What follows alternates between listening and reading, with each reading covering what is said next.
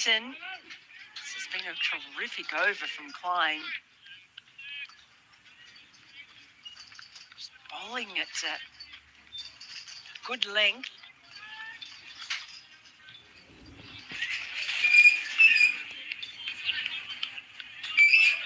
They've just put the brakes on things after it looked like Nepal were getting off to a reasonably brisk start.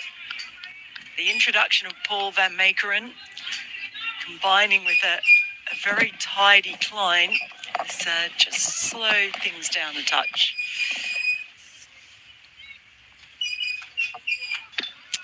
Nicely driven, but straight to the fielder.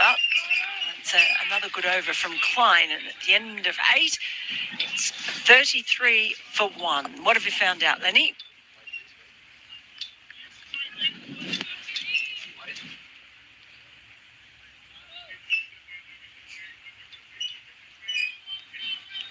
Yeah, we've established that I thought it was a glute injury for Scotty Edwards. Appears to be something down in the hamstring. Hopefully not terminal in terms of his participation for the series. Don't think anyone's suggesting that, but we're highly unlikely to see him for the rest of this second innings. It means that Noah Kroos has got the gloves on, and it means that Max O'Dowd is captaining as Paul van Meekeren comes in for his second. Looks for that Yorker. Probably doesn't need to look for the Yorker, does he? It's going to be particularly to Sharkey, who's diminutive in stature, it's going to be the pace and the bounce that will cause a threat to him. Maybe he was just trying to repeat the ball that was responsible for the first wicket, coming in just the second ball of his first over. And just getting the line slightly wrong. That wind really is picking up at the moment. My goodness.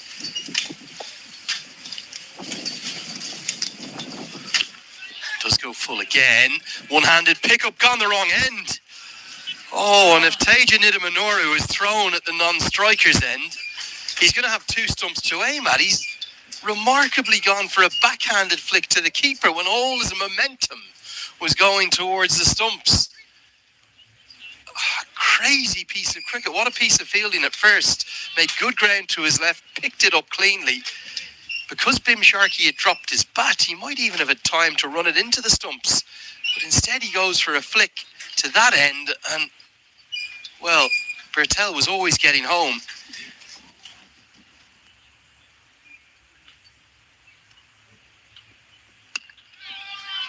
This one's carved away with real aplomb.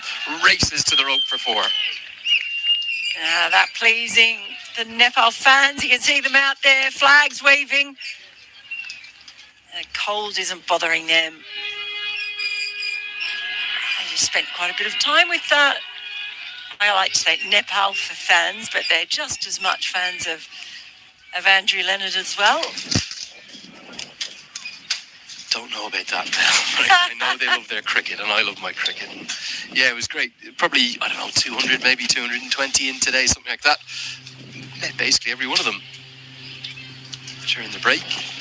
And the stories that they have for you in terms of the journeys that not just they've made to come to watch today, but the journeys they're taking in their life. I've met young students who are at university in Aberdeen and in Edinburgh. I've met fans who came on a train from Preston and Manchester and Birmingham. I met several fans who've driven from London, one of which drove overnight and hasn't been to bed yet, which I'm not sure how safe that is if he's planning to drive back tonight. Fans who've flown from Dublin in Ireland, from Malta in Europe, from Belgium, and one, he wasn't lying to me because I asked him 3 times and I asked him for evidence of the airplane ticket, who flew from Calgary. Somebody flew from Calgary to be here, and he's here for all 3 of the remaining ODIs. So he's here for a full week. Yeah, the passion, the joy and the love of cricket and the pride of, I think it's something that only those who've ever emigrated can understand. The pride of being from the part of the world you're from and representing your nation in another part of the world is so apparent to see and lovely to hear those stories. The one that got me from the World Cup this day last year was the fan that I met, and then I went up to the commentary box to tell Ian Bishop about it, who had sold his car in Australia, in Melbourne, to be there. He said, well, we might not go to another World Cup for another decade, so I'm not missing out on it. I've got a friend in Texas, I'll sleep on his couch. I don't have the money for the ticket, but I'll sell my car. And it's stuff like that. I just gets across the scale of passion for the game in Nepal. That's an incredible story. I actually remembered reading about that. I think that might have made it into the press as well. It was quite funny, actually. I went up to the commentary box at the end of the ninth, 40 for 1. The television commentary box, that is, in that fantastic Major League stadium. And Bish was off air at the time, and I've been lucky enough to broadcast and work a little bit with Bish. And for all of us in the industry, we all look up to him, kind of Uncle Bish, he's affectionately referred to as by many. And he was saying, Lenny, you always told me Nepal was special, but I never expected it to be quite like this in Texas, of all places. And actually, there's a massive Nepalese community in and around Dallas in particular, and that's why many would have, not travelled far to be there. But there was, I think that day when I went around the crowd, I counted over 40 states within America that fans had come from, Nepal fans, that is. There was a hardcore of about 100 Dutch fans as well. Can't rule them out either. But it was that story that, as I went around the crowd, ended up randomly with some American police with me for a bit of it because they were getting scared by the number of photo requests. Bizarre. Totally bizarre. So I've got a great story for you. And he was spellbound. It almost took his breath away when I told him. He said, do you mind if I tell that on air? And I said, mate, I don't mind if you tell it on air. I'd love if you tell it on air because it helps get across the scale of what we're talking about in terms of love of cricket. And he did it infinitely better than I ever would have. And so well that it did indeed get picked up by many quarters of the press.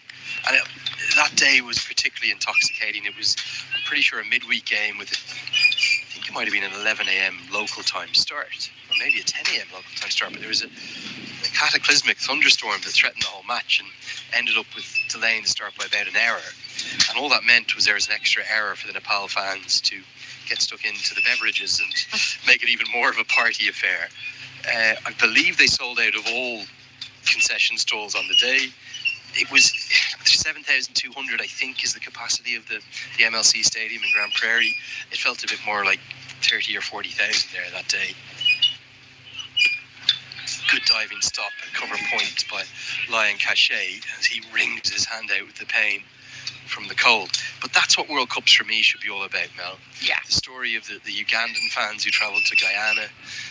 We saw Papua New Guinea very nearly beat the West Indies on home soil, push them right to the brink. We saw Canada beating Ireland. We saw USA beating Pakistan. That 20-team World Cup was a kind of great step into the unknown, wasn't it? And I think it's here to stay. I certainly hope so. It felt for me like the first real World Cup, probably since 2015, the ODI World Cup in Australia and New Zealand. And just to have the variety of fans, the colour. Sometimes you find, I've even found that with Zimbabwe in Australia for the 2022 World Cup, which wasn't as big, but Zimbabwe was there. They got my vote for the fans of that tournament. They were incredible. And you spoke to some of those fans in Australia there from Zimbabwe, and they didn't necessarily weren't even cricket fans. The opportunity to support Zimbabwe was what had drawn them along. And I think, there were some of them who became cricket fans during that World Cup because of it. It's surely what we want, isn't it? Welcome more people into our game.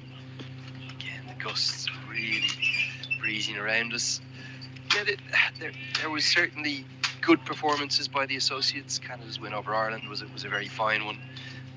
USA beating Pakistan via that drama, the super over. But there could have been so many more big upsets, couldn't there? Scotland were all over England like a hot rash. Oh, they were Barbados. Well all over them, but that rain got called off. But Scotland gave Australia a very good game in St Lucia as well. I describe it as more than that. You're sounding like a true blue Aussie fan for the first time. I thought that it was just at the end. They had them on the rack. On the absolute rack. Just at the end. Stoinis played a once-in-a-lifetime innings. It was almost Maxwell-esque. He made 59 off 29. Yeah, they were right up against it. Glenn Maxwell dismissed in the 9th over. They needed over 2 a ball at one stage. Yeah, it was just that annoying Australian ability to find someone to produce that kind of innings. But Brandon McMullen, he was brilliant that day. They followed up. They had a fantastic win against Namibia, Scotland. They'd put them within touching distance of the Super 8s. And gosh, if they'd managed to get over the line against Australia, that would have really turned things on its head. Typically, as we often see it, you think back to that 2015 World Cup, quite often the associate v associate game yes, are the closest are ones. the best games yes. in the tournament. So you think about Scotland, Afghanistan down in Dunedin in 2015. Shapur Zadran, who could barely hold the bat, hitting, who was he with? Samuel Ishinwari, wasn't it? Sprawling out across the turf. Has robbed Scotland of what would have been their first ever World Cup win. Papua New Guinea, Uganda last year. The Super Over, you were probably there, were you, for, was that Oman, Namibia, wasn't it, in Bridgetown in Barbados, as Namibia somehow came back. That was the first game there. I was there. It's ridiculous. Well, this has always been my argument when people argue against associates being in it. And I really dislike the term minnows. I really don't like that term. Nicely bowled by Van Meekeren, beats the outside edge. It's a question I've been asked in several different podcasts, media appearances I've done, stuff like that. Well, why do you call it associate cricket at all? And the endeavour that the men and the women and the boys and girls the last qualifier. Yeah. They just beaten Pakistan and Perth in the previous World Cup you're talking about. So for an associate team to get to a World Cup is a massive achievement. And I think there's a brand of associate.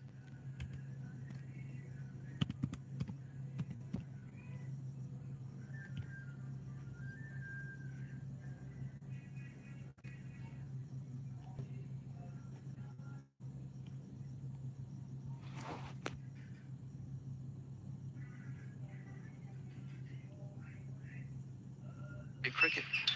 I don't think if we brought Steve Smith and Glenn Maxwell here today to Dundee, they'd particularly fancy it. It's tough.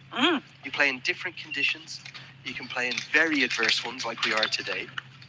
And every match is cutthroat. Every match has meaning. Every match has context. That's why it's so enthralling. That's why it's so engaging.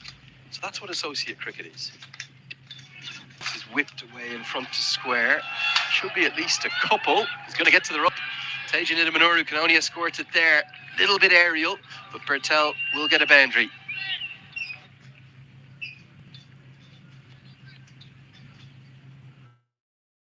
Yes, Bertel just starting to...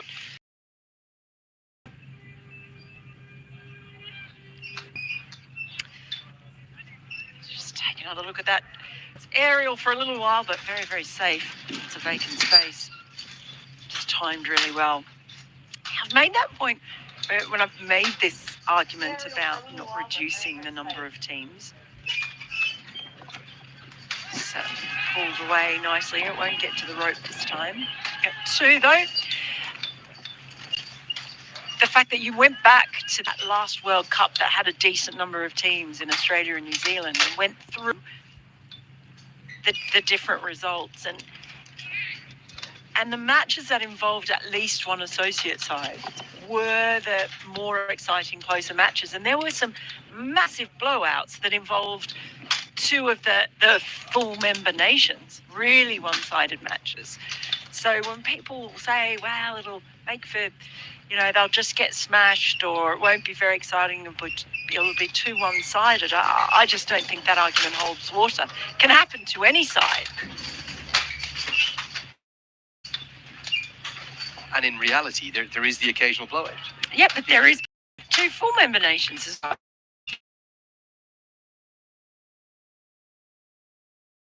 Get bowled out for 47. That was an Oman transition, the end of one era, going into the next. But what people don't remember is that a week prior in Bridgetown, They restricted Australia to 160 on a good surface.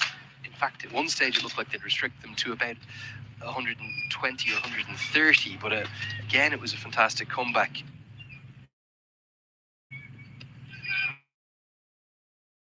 But he was dropped. They were in big trouble in that game. Aki took one of the catches, the greatest catches in World Cup history, of Mehran Khan, sprawling at extra cover. Very reminiscent of the Zishan Maqsood one of Paul Sterling in the T20 World Cup in Dharamshala in 2016. So